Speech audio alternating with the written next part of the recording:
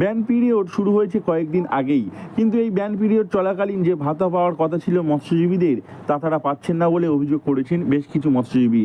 ভবিষ্যতে কোনো একদিন পাবেন এই আশাতেই এখন বুক বাঁধছেন মৎস্যজীবীরা তাদের সেই কাগজপত্রগুলি যত্ন করে রেখে দিয়েছেন বাড়িতে। অনেকের দাবি 2 মাস টাকা পাবে শুনে খুশি হয়েছিলেন গত বছরেই, টাকা আসবে ভেবে অনেকে ধার দেনাও করেছিলেন সে বছর। সমুদ্রে মাছ ধরা বন্ধ, এখন এই দীর্ঘদিন আমরা মাছ ধরে আছি। সরকার এই 2 মাস মাছ ধরা বন্ধ করে দিয়েছে আমাদেরকে।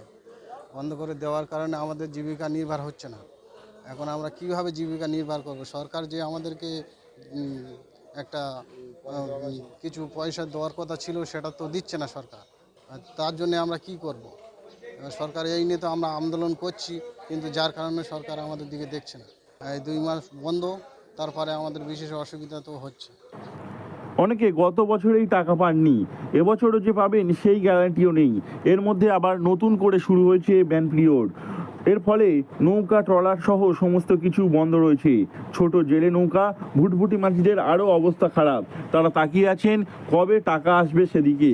গত বছরই রাজ্য সরকারের পক্ষ থেকে ঘোষণা করা হয়েছিল সমুদ্রে যে সমস্ত মৎস্যজীবীরা মাছ ধরতে যান তাদেরকে অর্থ সাহায্য করা হবে। সেই অনুযায়ী অনেকে দুয়ারে সরকারে আবেদন করেছিলেন।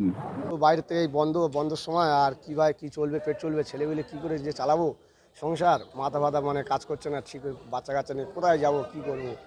খুবই সুন্দর। এবার সরকার থেকে একটা টাকা দেওয়া কথা ছিল, যদি সেটা দিত তাও ওটা আমাদের বাচ্চা কাচ্চা খাওয়াই যাক বাঁচাতে পারতাম। মাছ হচ্ছে আমি আমার 20-22 বছর। আমার বাড়ি উত্তর কুমোরপাড়া। কিন্তু অনেক মৎস্যজীবীর ভাতা মিলবে না এবারেও। এই প্রকল্পের কাজ চলছে বলে প্রশাসন সূত্রে খবর।